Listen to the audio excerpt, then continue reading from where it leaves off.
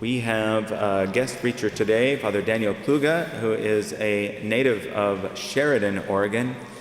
He is a priest for the Diocese of Covington, Kentucky, and he is home for a visit. And I've asked him to come and preach to you about the Legion of Mary. So I'll introduce him to you now and thank him for coming.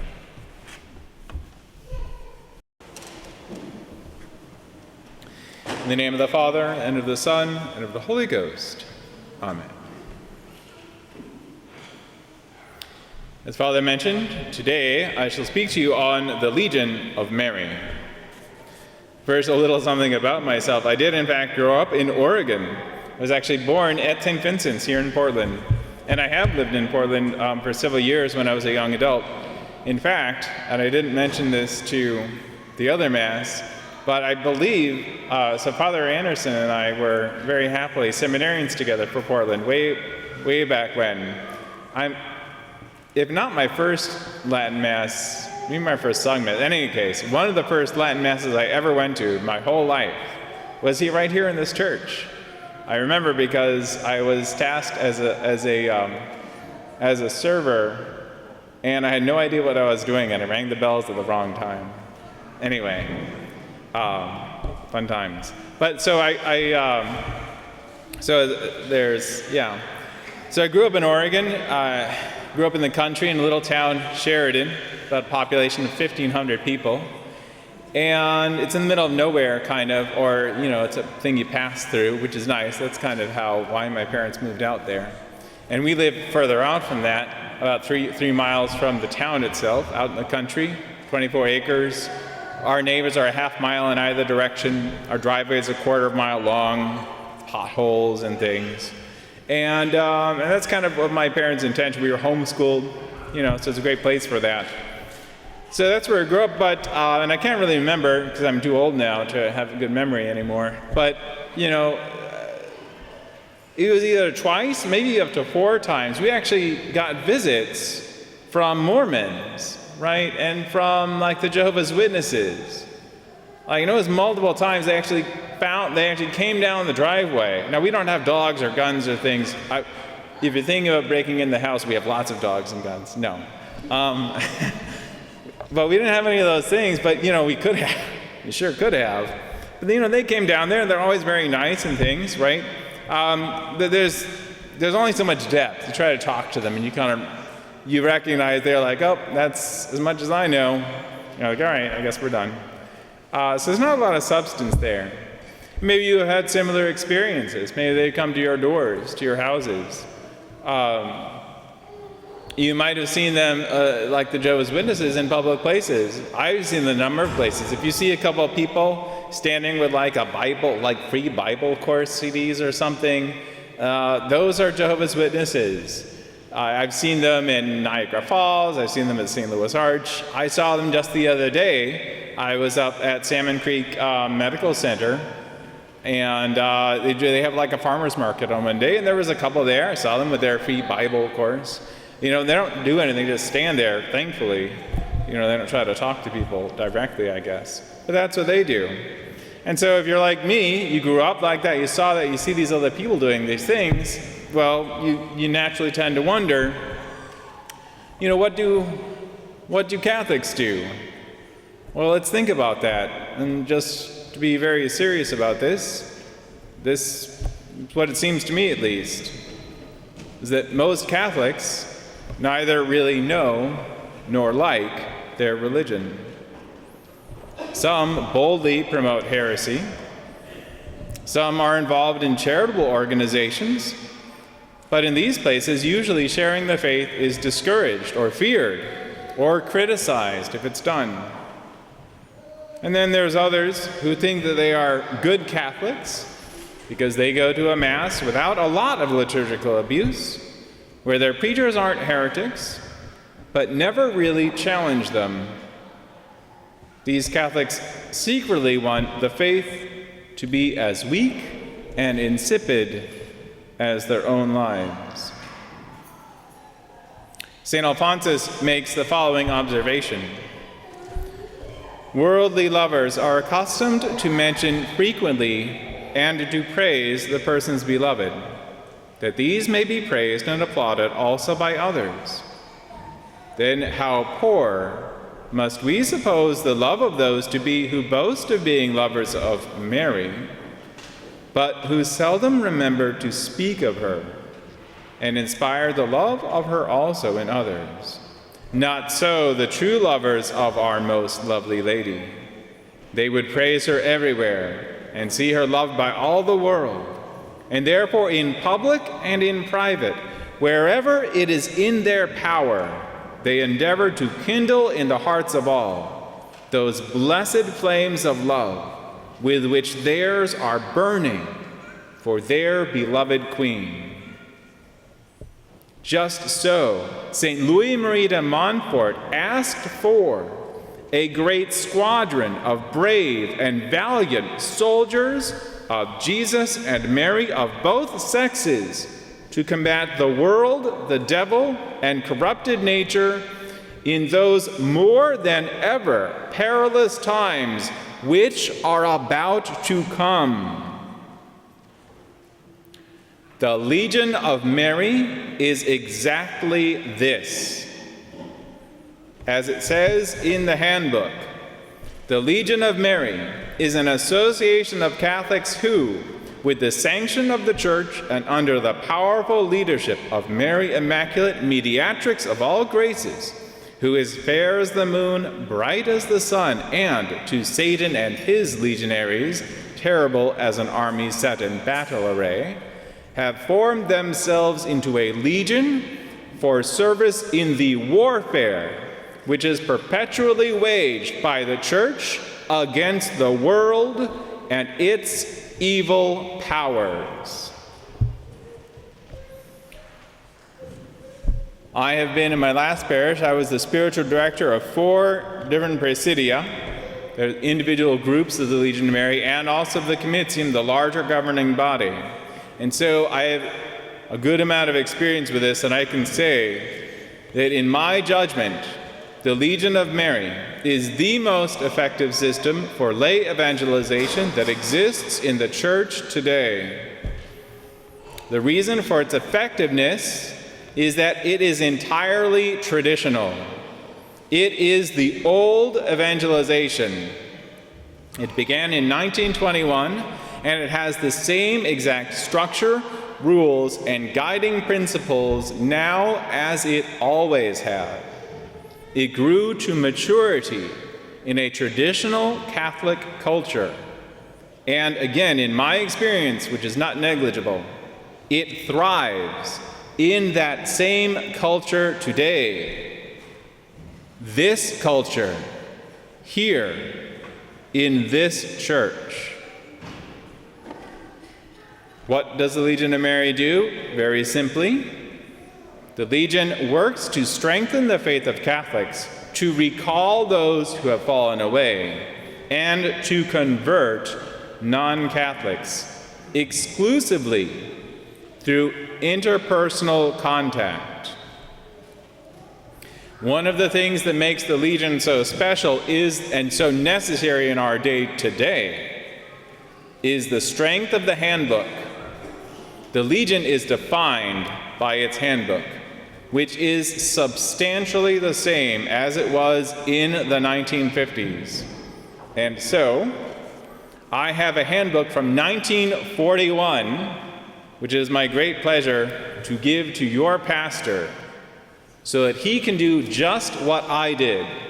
This is one of the things that made me fall in love with the Legion of Mary. For 2 years, at every Legion meeting I attended, in my last parish, which grew to 4 a week, we would read a passage from the handbook, and I would compare it to a passage from the old preconciliar handbook. And they are virtually the same, and in a lot of instances, word for word the same. The handbook saves any legionary from Americanists, from modernists, from people who don't like to talk about hell or saving souls or spiritual warfare. And so when I quote from the handbook today, ask yourself, When was the last time you heard any contemporary church organization, or churchmen for that matter, speak like this? So what makes the Legion different from other attempts at lay evangelization? The Legion system. The Legion sets a high standard because no other standard will do. We live in a church where it seems that everyone tries to set the lowest standards possible. A church filled with cowards who want to hide unpopular teachings from people, who think that they can convert others to the faith by making the faith bland and insipid. How well has that worked? If pretending that everyone goes to heaven worked, never speaking of hell, then our churches would be overflowing with people. What are the requirements of an active member? Well, you have to be 18. But then after that, the Legion system requires of its members about 2 hours of apostolic work in pairs every week. And it insists upon the regular attendance at a weekly meeting which lasts an hour and a half. This meeting is essential to unite the little band into an organized force. 100 soldiers, each following his own way, doing his own thing, will be routed by a band of 20 who are organized, disciplined, and zealous. The Legion is a high enterprise for God. Again, I quote the handbook. The secularistic systems profess the love and service of men. They preach a hollow gospel of fraternity. Millions believe that gospel. In its name, they desert a religion which they think to be inert. And yet the position is not a hopeless one. There is a way of bringing back to the faith those determined millions and of saving countless other millions. That hope lies in the application of a great principle which rules the world and which St. John Vianney, the curé of Ars, has stated thus: "The world belongs to him who loves it most and who proves that love." People cannot help seeing and being moved by a real faith which operates through a real heroic love for all men. No common love can conquer men thus. Neither will it be accomplished by a mediocre Catholicism which can hardly preserve itself. It can be done by a Catholicism which loves Christ, its Lord, with all its heart, and then sees him and loves him in all men of whatsoever description, straight out of the current handbook. Example: one of the Presidia, one of those small groups in my last parish, meets 7 a.m. every Saturday. They just celebrated their 1-year anniversary on July 1st. That was their first year. This is what they did in their first year. This is who belonged to them in that first year. Parents of young children. It was a very easy time for them to get away. We have a young married couple who brings their 1-year-old daughter with them to the meeting, and also on their works. A medical doctor, a father, often brings his 4-year-old daughter who sleeps on him during the meeting. A mother of 9, now a grandmother, still with younger children at home, drives 45 minutes to attend. The president is a military father of 1, and the vice president has 4 small children, one of whom has autism. The secretary is a JAG officer who got married this year and is now pregnant, and still does crowd contact at farmers' markets, cheerfully offering rosaries to strangers while the Jehovah's Witnesses stand by in silence, interacting with no one except the legionaries who go over to them. Others who speak Spanish go door to door in trailer parks. And this is just some of what they do. They do many other things. So these aren't just retired people with too much time on their hands, but they are welcome in the Legion also. These aren't just single people who need to keep busy, but the Legion is a great place for them as well. One of the greatest threats to single people, to young adults, is idleness and softness, immaturity, failure to launch. That every faithful legionary is disciplined, organized, purposeful, engaging, generous. In a word, courageous. Now, you might wonder, why don't these wives mind that their husbands are out on Legion business 4 hours out of every week? That is, the ones who don't join them in Legion work. And I believe the answer is because they get back a better man. I'll give you some stats. As a worldwide army, the Legion is big about keeping records and statistics. So this one little band of legionaries, this one Presidia, 16 people, just 16 people, in 1 year, went to public places to spread the faith 70 times, went door to door 38 times, and they visited the rehab center 37 times. They also did the Pilgrim Virgin 36 times, and a number of other works. They gave out almost 2,000 rosaries. They contacted over 8,000 non-Catholics. 16 people did this in 1 year. To see some of the materials that they distribute, visit the table we have set up outside. Also, to hear some of them in their own words, use the QR code on the back of this flyer that the legionaries will give you as you leave, and we should have all the exits covered. So yes, your duties of state come first. Some people cannot be legionaries because all their time and effort is needed in service to their families. But there are a lot of legionaries, among the best that I know, that work, have families, and evangelize in the Legion. I want to propose to you a thought experiment. Suppose that there was some natural disaster which devastated Portland. Imagine that people, all these people, 500,000 people, were starving to death in the streets. Now imagine that every Catholic church had a huge storehouse stocked with food, so much that they had plenty for everyone. Now, as you know, when there is a grave need and you have an ability to supply for that need, then there is a relatively real obligation to do so.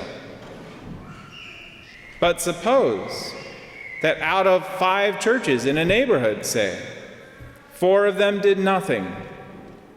Maybe they didn't know they had a storehouse of food. Maybe they didn't know that the people were starving. Maybe they thought the people didn't like the food. Or maybe they just lied to themselves so that they didn't have to do anything. Maybe they were heartless. Maybe they were just cowards. Now let's look at that one other church. They're aware that they have a storehouse of food, that they have what everyone desperately needs. They also know that everyone around them is, in fact, starving to death. No doubt about it. If the other churches aren't doing anything, wouldn't make that one church more responsible? Your city My city, Portland, is starving to death spiritually. You don't have to go one block past this church to see it. Who will go out to save them? Who knows how many fallen away Catholics, how many lonely worldlings are behind these doors all around us? Who knows how many of them would convert if they were pursued in a real manner? So what is our responsibility? Again, I will let the handbook answer. Make no mistake about it. The faith must be brought to the notice of every person outside the church. Timidity and human respect and difficulties of one kind and another must all be swallowed up in the supreme desire to share that gift of faith with those who have it not. The gospel must be brought to every creature. The exertions to that end must be like those of people beside themselves, thought St. Francis Xavier. But others will counsel prudence. Yes, much depends on it in its true sphere, which is that of safeguarding necessary action, not crippling it. The rightful place of prudence in a system is that of brake, whereas the error is almost invariably made of supposing that it is to be the engine. And then there is surprise at inaction. Oh, there is need for those people beside themselves who do not think in terms of selfish caution, who live above base fear, not erring into what Pope Leo XIII branded as criminal excesses, recklessness, and that so-called prudence. For souls are being swept along in the rapid flowing river of time. Delayed effort will gather in other souls, but not those souls. The abyss of eternity will have enfolded them. Persons outside the church toss in a sea of doubt from which their hearts crave rest. But they need to be persuaded that in the church there is really faith and calm. The first step towards convincing them must necessarily be the approaching of them. How can they understand the truth unless some man show them? How can fantastic misunderstandings be dispelled if Catholics ever preserve a stately silence on the subject? How can the opponents of the church guess from the outward chill of Catholics the warmth of faith that lies beneath? And are they not to be excused for thinking that Catholic belief, which seldom shows any enthusiasm, is little or not at all removed from their own admitted unbelief? The handbook goes on to quote Father Faber, who says, "Thousands of souls perish because Mary is withheld from them."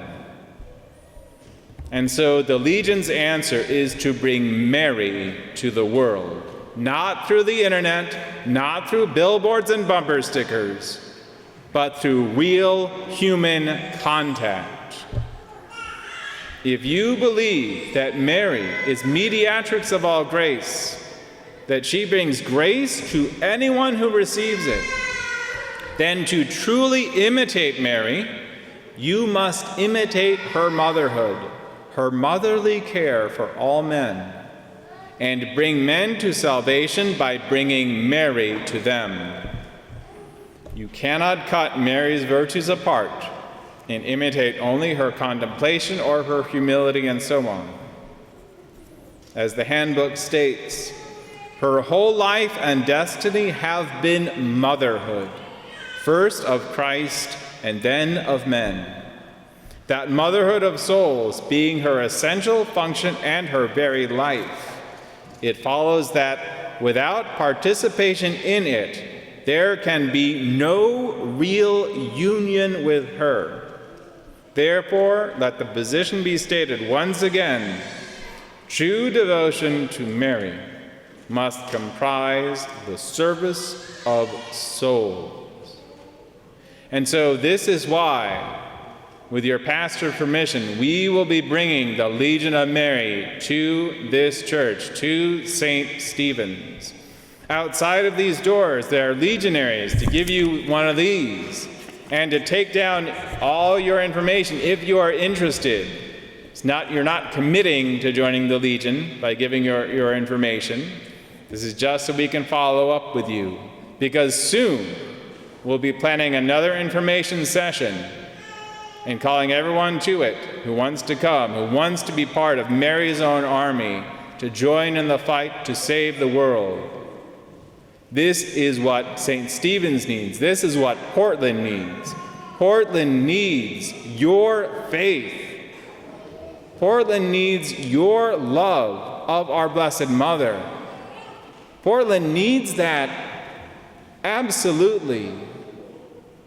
It needs this to live. Souls need this to go to heaven. It's the only way. If we don't go out there and share what we love with them, who will? In the name of the Father, and of the Son, and of the Holy Ghost.